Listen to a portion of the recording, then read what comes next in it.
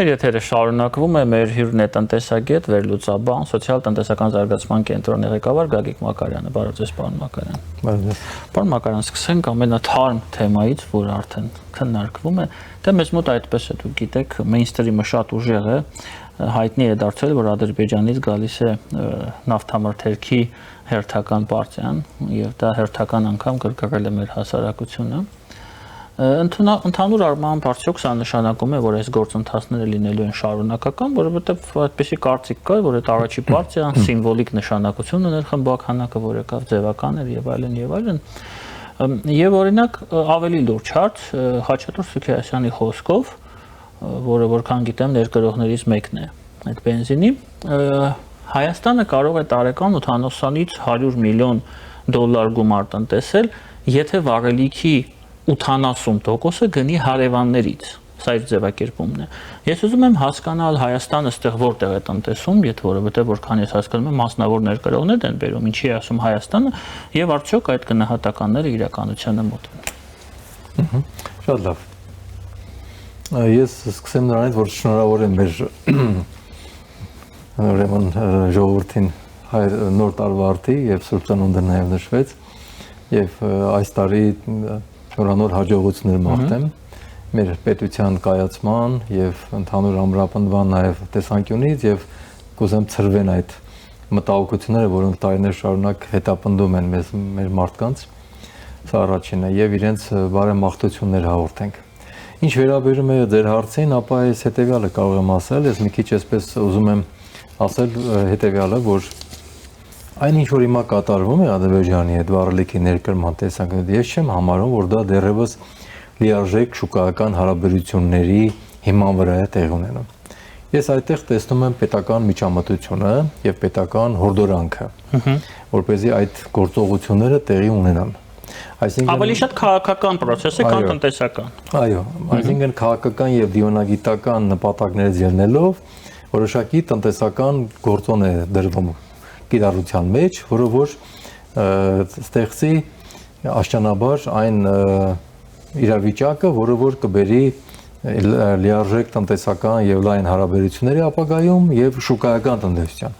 Ինչու եմ նշում շուկայական տնտեսությունը, որտեղ երկու երկրներն էլ եւ Հայաստանը եւ Ադրբեջանը շուկայական հարաբերություններում գործող երկրներ են եւ բիզնեսը ինքը պետք է ինքնակամ, տնտեսությունը ինքը պետք է այդ պահանջարկները ներկայացնի, որպեսզի այդ առևտուրը կամ բիզնեսի համագործակցությունը տեղի ունենա։ Հիմա մեր պարագայում մենք ունենք այսպես ասած պսևդո ինքնուրույն բիզնեսմեններ, որոնք որ մտել են այս առևտրի, այս գործարքի մեջ։ Ինչու պսևդո, որովհետև իրենք լրիվ ինքնուրույն չեն նախաձեռնել այդ առևտուրը, այլ որոշակի հորդորանքի պատճառով են դա կատարում,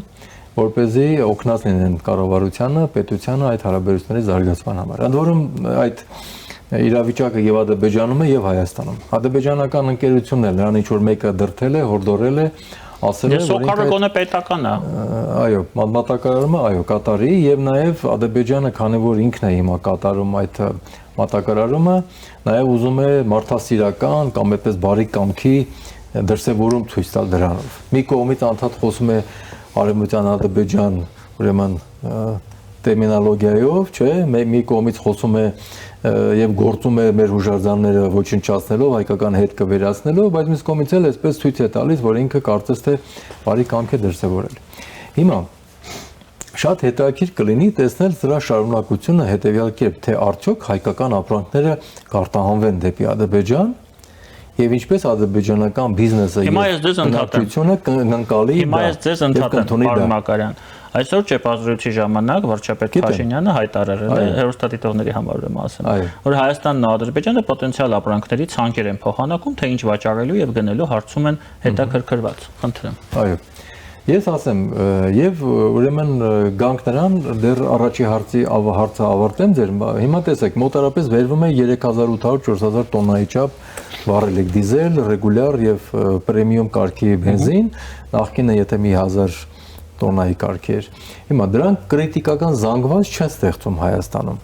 բայց գների առումով կրիտիկական ազդեցություն կարող են ունենալ։ Այսինքն ուզեն թե չուզեն մյուս ներկրողները, խոշոր ներկրողները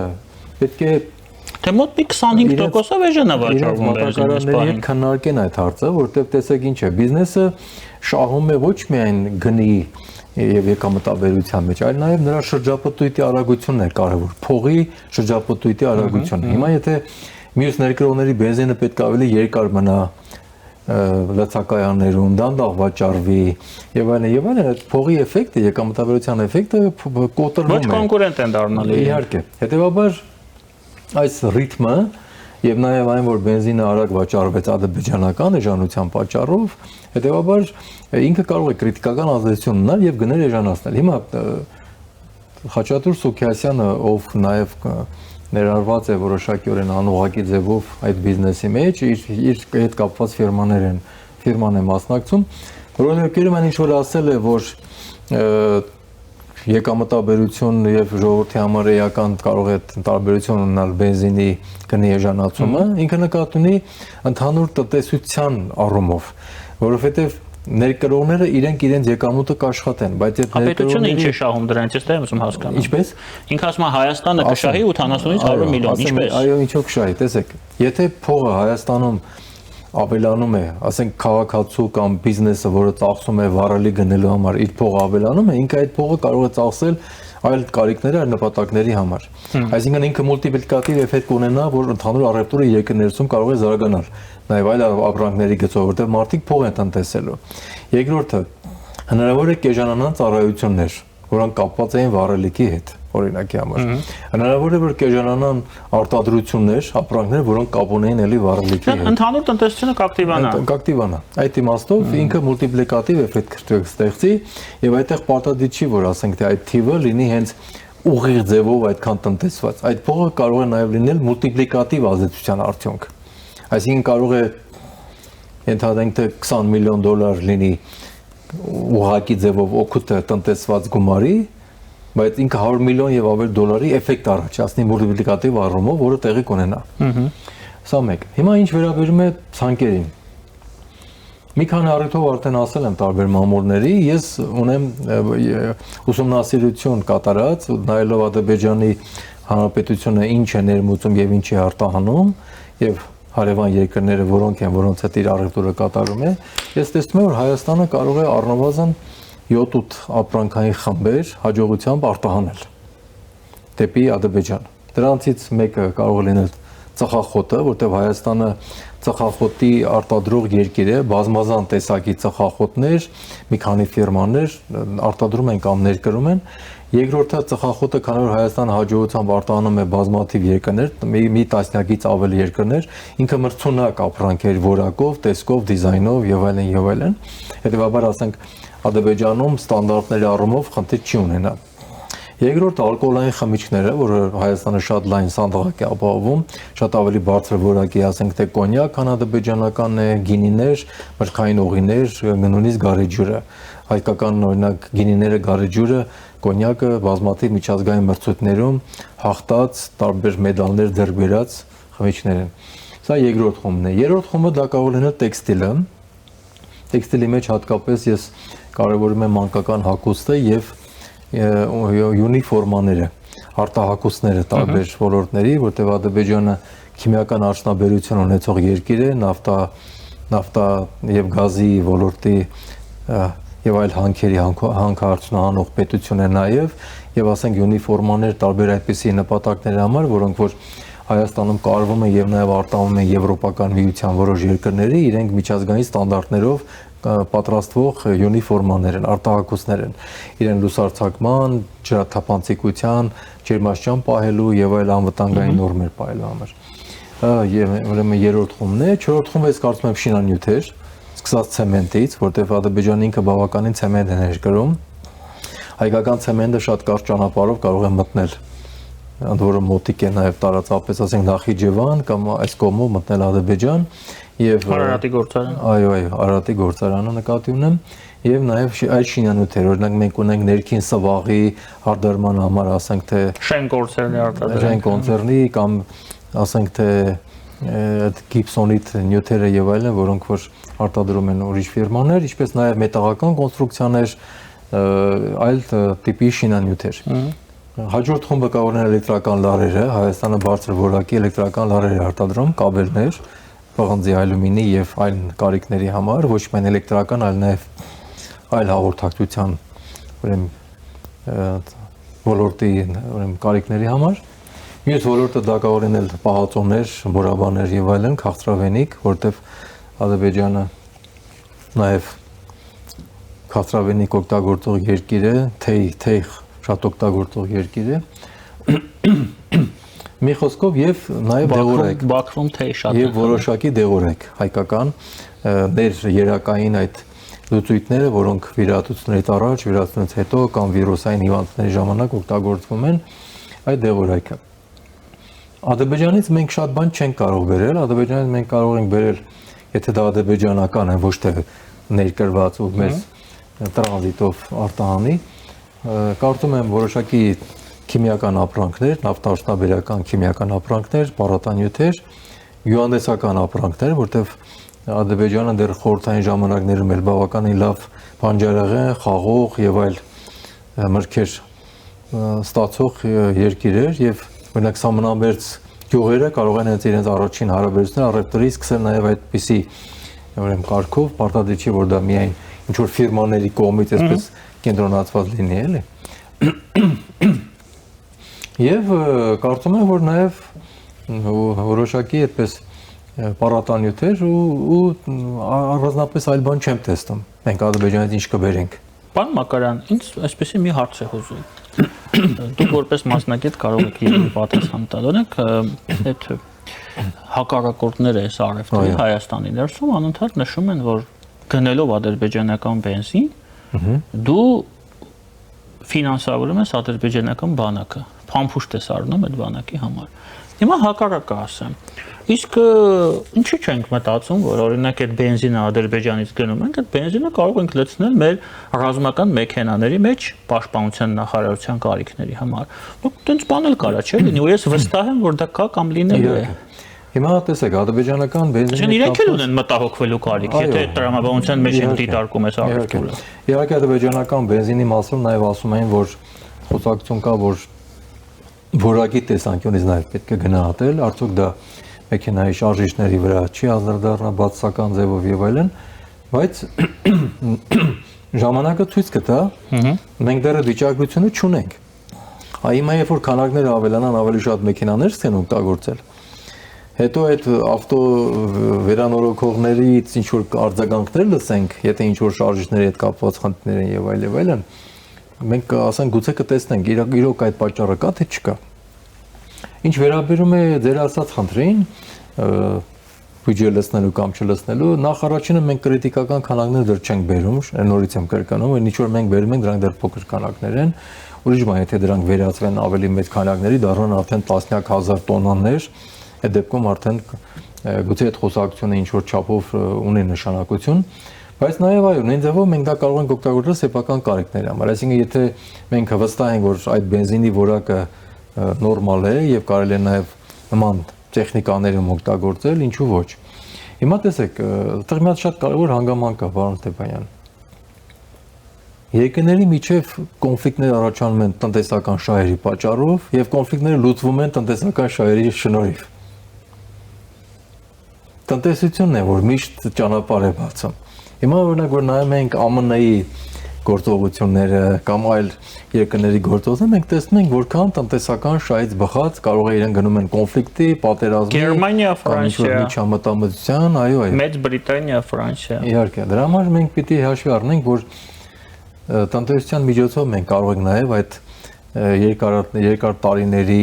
այդ բացասական տրամադրությունը, վերաբերմունքը ցրել, աշճանաբար վերացնել։ Դրա համար օրինակ ինձ համար կոնկրետ շատ կարևոր է Ադրբեջանի ռեակցիան, Ադրբեջանի ժողովրդի ռեակցիան, երբ որ մենք սկսենք արտահանել, ինչպիսին կլինի։ Արդյոք իրենք կարողանան այդպես հանգիստ, խեղճ ու հանգիստ առանց ինչ որ բոյկոտելու եւ այլն անել։ Եվ նաեւ մեր պետությունը իմ կարծիքով կարող է նաեւ խնդիր դնել Ադրբեջանի առաջ, որ եթե մենք ուզում ենք ավելի լայն տնտեսական հարաբերություններ, եկեք վերջ տանք Արևմտյան Ադրբեջան տերմինոլոգիային եւ այլ տերմինոլոգիաների, որտեղ դրանք վնասում են տնտեսական համագործակցությանը։ Ուղղակի այստեղ շատ կարևոր է նաև հասկանալ, ես կարծում եմ, որ դրա վրա մի քիչ պետք է աշխատանք տարվի, հասկանալու Ադրբեջանի մտքի տակին է։ Իրոք ինքը վերջնական համաձայն է, որ պիտի գնա տնտեսական հարաբերությունների զարգացման, թե ոչ։ Թե դրանք ունեն ժամանակավոր նշանակություն, ինչ որ քաղաքական դիվիդենդների համար, ինչ որ մի բան ցույց տալու համար, զգոնություն գցելու համար։ Վերջին հաշվով դա պետք է հասկանալ, որովհետև ես չեմ զլանում մամուլով ասել, որ դարերի ընթացքում եթե խոսում ենք, ասենք թուրքերի մասին, ադրբեջանցիներն իրականում թուրքեր են, նենգությունը միշտ եղել է։ Այսինքն այդ նենգության խնդիրը պետք է հասկանալ, որքանով իրենք համարում են, որ մենք ենք նենք արտահայտվի։ Եվ ոչ։ Դե բնականաբար կարող են այդպես ասել, ավելի շատ իրենց քարոզչությունն է այդպես։ Բայց մենք նաև հիշենք, որ խորհրդային ժամանակներում էլ ամեն ինչը հարթ չի եղել։ Թեկուզ խորհրդային ժամանակների կոնտրոլը կար, հարաբերությունները կար, համակարգը միատեսակ էր ամենտեղ, օրենքները միատեսակ էին ամենտեղ, փողը ամենտեղ նույնն էր եւ այլն եւ այլն։ Այսինքն մենք միշտ դա նկատել ենք։ Հետևաբար մենք չենք կարող այդ անցյալի դասերը անտեսել։ Միանշանակ։ Պարոն Մակարյան, ես դեռ իբրև համեմիտ եմ ձեզ հետ առևտրի մասով, ես դեռ տարիներ առաջ նշել եմ, որ պնդել եմ, որ Ղարաբաղյան կոնֆլիկտը կարելի է համարել ավարտված այն ժամանակ, երբ որ Աշոտը Հայաստանի սահմանամերձ գյուղից իր արտադրած աճեցրած ապրանքը կծախի Ադրբեջանում, իսկ Մամեդը իր աճեցրած ապրանքը ոչ թե ընկերության բանով, այլ ուղղակի կբերի եւ կվաճառի Հայաստան։ Այդ ժամանակ մենք կարող ենք համարել, որ կոնֆլիկտը ավարտվել է։ Վարչապետ Փաշինյանը այսօր եւս մեկ հայտարարություն արել ճեպազրույցների ժամանակ, նշելով, որ գործարարների հետ զգուշորեն քննարկել է հարկային նոր օրենսգիր ընդունելու հարցը։ Դուք այդ զգուշորեն քննարկմանը ներկայ եք։ Ոչ, ես ներկայ չեմ եղել։ Բայց տեղյակ եք։ Այո։ Ինչ է քննարկվում, ինչ փոփոխություններ են։ Տեսեք, մեզ մոտ օրինակ ողջունելի է, իհարկե մենք ուրախացանք, որ մոտ 330 միլիարդ դրամի չափով ավել հարկեր են, չի ավարտվել 25 թվականին։ Բայց ասեմ ձեզ, որ բիզնեսը արդեն եկել հասել է այն իրավիճակին, որ ինքը կարող է ինչ-որ մի կետից հետո սկսել արյունաքամ լինել։ Որովհետև թվում է, թե շատ լավ վիճակում է բիզնեսը եւ նրա եկամտաբերությունը, բայց իրականում դա այդքան էլ այդպես չի։ Բիզնեսը ուղղակի շատ զգուշավոր է դարձել տարբեր հարվածներից խուսափելու համար։ Ընդ որում այդ հարվածները կարող են լինել, քանի որ կարող են լինել նաեւ երբեմն չպլանավորված կամ անսպասելի, բիզնեսը նախընտրում է շատ ավելի զգուշավոր լինել։ Հարցը նրանում չէ, թե ինքը ստվերային աշխատուժ ունի, թե ստվերային շրջանառություն ունի։ Այլ դրանք էլ լավ կյանքից չեն, որովհետև մենք միշտ ասել ենք, որ կոռուպցիան կամ ստվերը դրանք այն միջոցներն էին, որ բիզնեսը փորձում էր արգելքները հաղթահարել, սեփական ձեռնարկատիրական գործունեությունը շարունակական դարձնելու համար։ Շրջանցող ճանապարհներ։ Այո, որովհետև եթե օրենքները տեսչական ստուգումները կամ եկամտաբերությունը այնպեսին չեն, որոնք որ բիզնեսին թույլ են տալիս թափանցիկ աշխատել, ինքը հարկադրված է իր այդ ձեռնարկատիրական շարունակականությունը ապահովել այլ ճանապարհով։ Հիմա պետությունը պիտի մտահոգված լինի խնդիրները լուծելու վրա։ Հիմա հարկային օրենսգիրքը փոխվեց։ Մենք մի 10 տարի առաջ փոխեցինք, որովհետև այն նախորդը այնքան էր բարդացել, այնքան շատ էին փոխվել, միայն ավելացված արժեքի հարկի մասով փոփոխությունները 100 թիվը գերազանցում էր, այսինքն մի հոդվածի վրա արդեն մի 100 անգամ փոփոխություններ են արվել։ Նոր օրենսգիր գրվեց, որ այդ հինը մոռացվի, նորը գրվի եւ այլն։ Նորը սկսեց աշխատել, բավականին հաջողություններ ունեցավ, բայց հետո սկսվեցին էլի այսպես կծկտուր կամ լայն ձևով փոփոխություններ արվել ու այսպես բերել անդադ ոնց որ կույր աղիքի պես կպցնել օրենսգիրքին։ Հիմա եկել է ժամանակը, որ օրենսգիրքը նորից փոխվի, որտեղ ինքը էլի ծանրաբեռնվել է։ Բայց օրենսգիրքը ինքը նաև հարկային քաղաքականություն է արտահայտում, պարոն Ստեփանյան, ինքը մենակ հարկեր հավաքելը չի։ Հիմա հարկային քաղաքականությունը շատ կարևոր է հասկանալ Հայաստանում։ Գնում ենք նրան, որ տնտեսությունը զարգացնելու հնարավորություններ ստեղծենք, առաջինը, երկրորդ, ներդրողներին համար դառնանք ավելի գրավիչ, երրորդ, Հայաստանին թույլ տանք ավելի արագացված զարգացում ունենալ,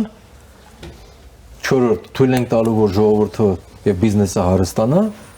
թե մենք գնում ենք նրան, որ ավելի շատ հարկեր հավաքենք, որտեղ ես էլի կրկնում եմ նույն միտքը, ինչ որ դեր տաղավարում մի երկու անգամ արդեն ասել եմ, հենց անձամբ ձեր այդ հարցազրույցներում։ Մի բան է հարկեր հավաքել, մի բան է այդ գումարները ծախսել։ Այսինքն մենք հավաքում ենք, որ ծախսենք վատ, թե հավաքում ենք, որ ծախսենք լավ։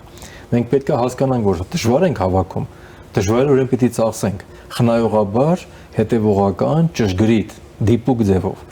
Հիմա եթե հարկային օրենսգիրքը ուղղում ենք, որ էլի փողեր շատ հավաքենք, հարց առաջանում, արդյոք այդ գումարները մենք այլ մեխանիզմներով կարողանում ենք վերադարձնել։ Եթե ես չեմ սխալվում, այս տարի միայն արտաքին պարտքի, ընդհանուր պարտքի սպասարկման վրա ուղղվելու է մոտ $1 միլիարդ։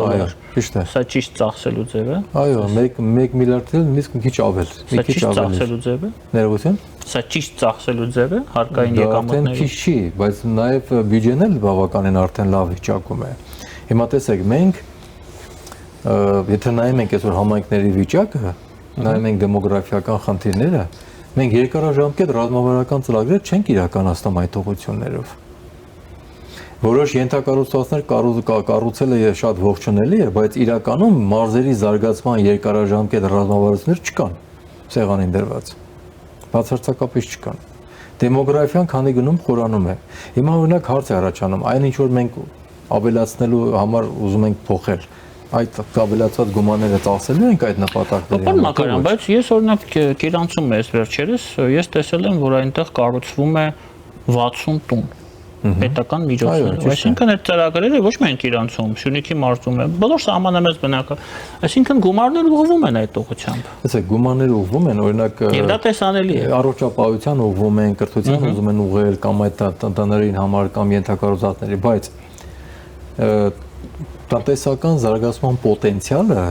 մարզերում եւ բազմաթիվ համայնքներում պետք է բարձրացվի, որպեսզի այդ ծայրահեղ աղքատությունը նվազեցվի, որպեսզի դեմոգրաֆիական խնդիրներ լուծեն, որպեսզի մարզերում բիզնեսը սկսի գումարներ ծախսել, փողը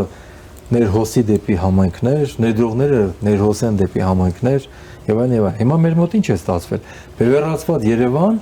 ու Երևանի շուրջը մի հատ ինչ-որ ամպ է, որը ավելի շատ աշխատուժ է, որ գալիս գնում է, քան թե ուրիշ բան է։ Էկոնոմիկա այնտեղ համարը չկա։ Էկոնոմիկա եթե կա մարզերում, հիմնականում դրանք մի քանի հանկարծնաբերական եւ որոշ արտադրական ձեռնարկություն են ու վերջ։ Այս խնդիրները կան, որ պետք է դրվի եւ համայնքներում կառավարչական բաները, հմտությունները պետք է լավացվեն, որպեսզի դա տեղի ունենա։ Հիմա հարկային օրենսգրքի հետ կապված մենք տեսնում ենք, որ փոքր բիզնեսը այսօր նաև ինքը բավականին խնդիրներ ունի։ Փոքր բիզնեսը Հայաստանում գերակշռող թվականակ է կազմում։ Փոքր բիզնեսը ունի երկու կարևոր նշանակություն։ Առաջինը, որ ինքը ինքնազբաղվածության մոդել է շատ ընտանիքների եւ մարդկանց համար, եւ երկրորդը, որ փոքր բիզնեսը սպասարկում է իրենց ավելի խոշորներին, միջին եւ խոշոր բիզնեսին։ Նրանց հաղորդում է ճկունություն, նրանց տրամադրում է ծառայություններ։ Հիմա Գերմանիայում օրինակ մոդելը հետեւյալն է։ Շինարարական ընկերությունը քանի որ հարկերը վճարում է, Գերմանիան թույլ է տալիս, որ օրինակ ասենք շահութահարկի հետ կապված կամ որոշ հարկերի կապված այդ շղթայի բոլոր մնացած մասնակիցներից չհարկեր, քանի որ վերջինը շինարարական ընկերությունը հարկերը վճարում է։ Եվ շինարարական ընկերությունը, երբ որ նրանցից առնում է ապրանքները, վերջում իր պրոյեկտի մեջ ամփոփելով ինքը դառնում է խոշոր հարկ վճարող։ Հիմա Հայաստանում էլ այդ մոդելները պետք է կիրառել, այսինքն փոքր բիզնեսը, եթե ինքնագոյատևման, ինքնազբաղվածության մոդել է ու սպասարկում է նաև միջին ու խոշոր բիզնեսին, որը այսպես թե այնպես բավականին լավ հարկեր է վճարում, ինչ կարելի կա, որ այդ փոքր հարկերը, որոնք փոքր բիզնեսը վճարում է, ինքը շատ հարկեր չէ վճարում։ Ինչ կարելի կա անդադ իրենից վերցնել։ Գուցե կարելի կա թողնել, որ նրանք ավելի հզորանան։ Մեր մոտ միշտ այդ վախն է եղել, որ կգնան փոքր բիզնեսների անվանտակ կտրոհեն, խոշոր բիզնեսները կդառնան ստեր կամ չգիտեմ ինչ, այդ դեպքում հարց է առաջանում, բայց այդ դեպքում այդ հսկայական բանակը, որ պահում ենք հարկային մարմիններում, պեկում եւ այլ մարմիններում, միայն պեկը չի, տեսչական մարմիններ, պետական վերահսկողության ֆիսկալ օրգանները։ Ֆիսկալ ինչի համար ենք պահում այդ դեպքում, ինչ ենք մեր հարկատներում այդքան հսկայական հազարավոր մարդկանց վճարում, որ դեռ այդքանից հետո էլ դեռ անդադ մտավախություն կա, որ գուցե ինչ որ բան իրենք չեն տեսնում։ Պարոն Փաշինյանը այսօր եւս երկու թիվ է հնչեցրել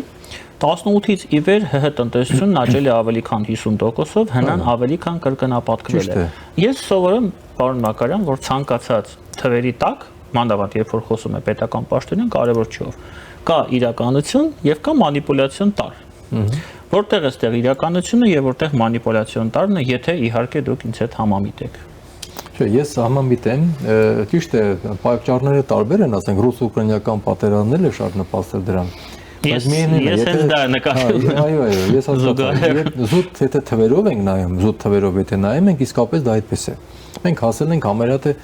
27 միլիարդ դոլարի շուրջ մենք ունենք հնա։ Բնականաբար մեկ շնչին ընկնող հնան նույնպես աճել է։ Փաստաթղթերով ամեն ինչ ճիշտ է։ Այո։ Ինչպես ասում են դասականը։ Այո, բայց տարօրինակը հենց այն է, որ այդ հնայի աճը կամ այդ մեկ շնչին ընկնող հնայի աճը հազարավոր, 100,000-ավոր ընտանիքներում մարդիկ չեն նկատում իրենց վրա։ Այս դա է։ Այսինքն տնտեսական աճը կա։ Անցնում է ավելի բարձր, քան մարդիկ կարող են ցատկել ու բռնել ինչ-որ մի բան այդ բարիկներից։ Այս դրա համար ես ասում եմ, որ պետք է ուշադրությունը դարձվի արդեն համայնքների հեռանկարային, ռազմավարական, երկարաժամկետ զարգացումներին։ Եվ վերջում, պարոն Մակարյան, խոսենք մի փոքր Իրանում տեղի ունեցող գործընթացներից, փորձենք քննարկել տարբեր սցենարներ եւ ընդհանրապես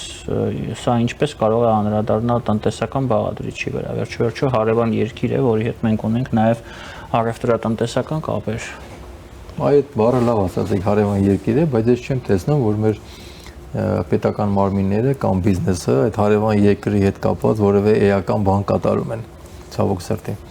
Հիմա տեսեք, Իրանում խնդիրները առաջացան իրենց կենտրոնական բանկի սխալ քաղաքականության պատճառով։ Արտանունը երբ որ գումարները արտահանում էին, կենտրոնական բանկը ասում էր այդ երկրում դու այդքան գումար ունես, ներկայացրու թիվը,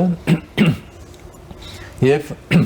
տեղադրում էին ինչ որ մի համակարգի մեջ, որպեսզի ներմուծողները, որոնք վալյուտայի կարիք ունեին, այդ համակարգից այդ վալյուտան ձեռք բերեին։ Բայց սկզբից դա արվում էր այնպես, որ արտանողներին ձեռք էր տալ, այսինքն իրանք շուկայական գներով այդ վալյուտան կարող էին վաճառել, միջնորդներ կային, քարտերով էին կատարում կամ այլ միջնորդարարված երկրների միջոցով էին կատարում, որտեղ սանկցիաների պատճառով Իրանը շատ երկրներից ուղիղ չէր կարող իր առևտուրը կատարել։ Դրա համար միջնորդ պետություններ կային, որտեղ այդ գումարները նաև աշխվում էին կամ կուտակվում էին։ Կենտրոնական բանկը որոշեց, որ իր միջոցով դա պետք է գնա իր հսկողության տակ եւ ինքը դրեց ավելի բարձր մարժա, հետեւաբար ստացվեց, որ շատ ներմուծողներ, որոնք պետք է այդ արտաժույթը ձեռք բերեին, որպեսզի գնային դրսից ինչ որ ապրանքներ կամ նյութեր, բաղադրիչներ բերեին, արդեն շատ ավելի թանկ էր ստացվում։ Իսկ արտահանողներն էլ տուժում էին նրանով, որ իրենցից վերցնում էին ոչ այն շուկայական գնով, այլ կենտրոնական բանկը իր կուրսով էր վերցնում։ Այսինքն արտահանողները սկսեցին դժգոհել, թե ինչու ես պիտի մի 30%-ի չափ կորցնեմ իմ փողից, ինչեւ որ պիտի տամ պետությանը իր հսկողությամբ ինքը բաշխա այդ վալյուտան։ Ես բոլորը բերեց նրան, որ շատ ապրանքների արտադրություններ նվազեցին, որովհետև ուղղակի փող չկար, արտարժույթ չկար, որ դրսից բերեին, ներմուծում էին։ Այսինքն պատկերացրեք հիմա Հայաստանն էլ եթե արտարժույթի դեֆիցիտ ունենա ու չկարողանա շատ բաներ դրսից ներմուծել, սկսած շատ ուտելիքներից, վերջացրած տարբեր ապրանքներով, կենցաղային կամ այլ ապրանքներով, չէ՞։ Ապրանքների դեֆիցիտ կառաջանա, որը կբերի գնաճի։ Եվ նաև քանի որ ներմուծողները սկսեցին վալյուտան ավելի թանկ գնով ձեռք բերել, իրենց մոտ էլ առաջացավ բերվող ապրանքների գների աճ։ Այսինքն կենտրոնական բանկի ոչ ճիշտ քաղաքականությունը բերեց նրան, որ ընդհանուր առմամբ Իրանում ապրանքները սկսեցին թանկանալ։ Հիմա կենտրոնական բանկի ղեկավարին փոխելուց հետո նորից ազատականացրել են, այսինքն գնացրել են հին մոդելին։ Բայց դեռ իներցիայով այդ process-ը շարունակվում է, այսինքն ժողովրդի դեռ դժգոհությունը կա, այնտեղ իհարկե նաև դրսից կարծես թե գրգռողներ կան, մի քիչ քաղաքական բան են ուզում տալ, երանգ եւ վերածեն ոչ թե սովորական ցույցերի, այլ հեղափոխության ինչ որ էլեմենտներ ստեղծեն, բայց կարծում եմ Իրանը դա կհաղթահարի։ Հիմա ինչ պիտի մենք անեինք։ Մենք ունենք հնարավորություն, որ կարծես թե պահը կորցրեցինք, բայց էլի ուժ չի շատ, որ մենք եւ կարող էինք օգուտ տալ եւ կարող էինք օգուտ ստանալ։ Մենք կարող էինք օգուտ տալ, որ Իրանին մատակարարեինք ապրանքներ, որոնք զսպեին գնաճը։ Բայց մյուս կողմից էլ մենք կարող էինք օգտվել, որ մեր ապրանքները ուղղակի ավելի շատ արտահանում էին դեպի Իրան։ Ինչու նաեւ, որտեւ Իրանը նաեւ վերջի շրջանում քանի որ ցանկանում է ԵԱՏՄ-ին հարել, մոտարապես 1600 ապրանքների նկատմամբ մաքսատուրքերը նվազեցրել է կամ զրոյացրել է իրանական կողմից։ Այսինքն հեշտացրել է դեպի Իրան ներմուծումները։ Հետևաբար մենք կարող ենք հսկայական քանակի առևտուր անել, որտեղ այսօրվա մեր առևտուրը, որ խոսվում է 700 մոտավորապես 50 միլիոն դոլարի չափ, այդտեղ մի 50 միլիոնն է Հայաստանից գնացող ապրանք։ Մնացածը բերվող ապրանք է։ Ավելի շատ էլեկտրական էներգիայի տեսքով եւ որոշ ապրանքներ, բայց հիմնականում մենք բերում ենք գազ եւ կենցաղային ապրանքներ, լվացքի միջոցներ, սնունդ եւ այլ շատ տարբեր առարկաներ։ Հետևաբար մենք անուշադրության մատնեցինք այս երևույթները եւ ձեռք չմեկնեցինք իրականում։ Ինչու եմ դա ասում, որտեղ Հայաստանը եթե ուներ համաձայնությունը ներքին կամ գուցե եւ որոշ երկրների, որ Իրանի հետ պետք է ռազմավարական փաստաթուղթ ստորագրվեր, չէ, հայտարարվեց մամուլով։ Այդ ռազմավարական փաստաթղթի ստորագրելուց առաջ հիմա արդեն շատ լավ հնարավորություններ այդ ռազմավարական փաստաթղթի նախերգանքը կիրառել եւ լուրջ առևտուր զարգացնել եւ նաեւ օգնել, որ Իրանում չխորանան այս գնաճի երևույթները եւ այդ ցուցարարական process-ները, որովհետեւ մենք կարող ենք դա անել, որովհետեւ մենք կարող ենք շատ ապրանքներ մատակարարել Իրանին, որը մեր տնտեսությունը թույլ է տալիս, եւ մեր բիզնեսը կարող է կրկնապատկել։ Խնդիրը այստեղ մեր մեջ չէ, ոչ թե Իրանի։ Ես միշտ լսում եմ, որ իրանցիների մեջ է խնդիրը։ Հիմա ես դրան եմ ուզում գալ։ Իրանցիները, տեսեք, հետաքրքիր բան ասեմ։ Իրանցիները շրջապատված են ուղիղ եւ մի քիչ անուղղակի ձևով մոտ 10 երկրներով։ Ինքը շատ մեծ բան ունի, հարևան երկրների ցանկ ունի։ Աֆղանստան, Իրաք, ասենք թե Թուրքիա, Հայաստան, Ադրբեջան, բանի այդ Կատար, Արաբական Էմիրություններ, Միացյալ Էմիրություններ եւ այլն, չէ՞։ Իրենք շատ սովոր են նավահանգիստներում կամ ինչ-որ կետերում առևտուր կատարել։ Այսինքն դուք եկեք այստեղ նավահանգստից կամ այս կետից վերցրեք տարեք։ Իրանական մշակույթը ձեռնարկատիրական այնպեսին չի, որ մեր նման ճկուն լինի, որ տանի այլ երկրներ ապրանքներ վաճառի, ասենք արտահանելու այդ տեխնիկային տիրապետի լեզուներ, մշակույթ, հաղորդակցվելու կուլտուրան եւ այլն, կամ ասենք ներմուծումները։ Իրանը ավելի շատ փակ է եւ Իրանը մի քիչ ավելի շատ ինքնաբավ է նաեւ մեծ բնակչություն ունենալու պատճառով, որ ինքը իր ներսում կարողանում է շատ բան վաճառել կամ այդ երկրներին, այդ նավահանգիստներում այդ երկրներին վաճառել, ասենք Աֆղանստանին վաճառի, գիտեմ, Իրաքին վաճառի կամ մյուսներին։ Այդ առումով, բայց եթե Հայաստանը ուզում է ռազմավարական տնտեսական համագործակցության եւ ռազմավարական նաեւ այլ ոլորտներում փաստաթուղթ ստորագրել, որի մասին խոսվեց, ապա այդ ռազմավարական փաստաթղթի ստորագրելուց հետո պիտի նաեւ այդ փաստաթուղթը մենք կարողանանք իրականացնել։ Դրա համար մենք ուզենք թե չուզենք անելիքներ ունենք Իրանի հետ աշխատելու, որը պիտի անենք։ Հասկանալի է, շատ շնորհակալ եմ ձեզ, հուսանք, որ մենք դա մի օր կանենք։ Մեր հյուրն էր տնտեսագետ, վերլուծաբան, սոցիալ-տնտեսական զարգացման կենտրոնի ղեկավար Գագիկ Մակարյանը, քիչ անց մենք կշարունակենք մեր եթերը։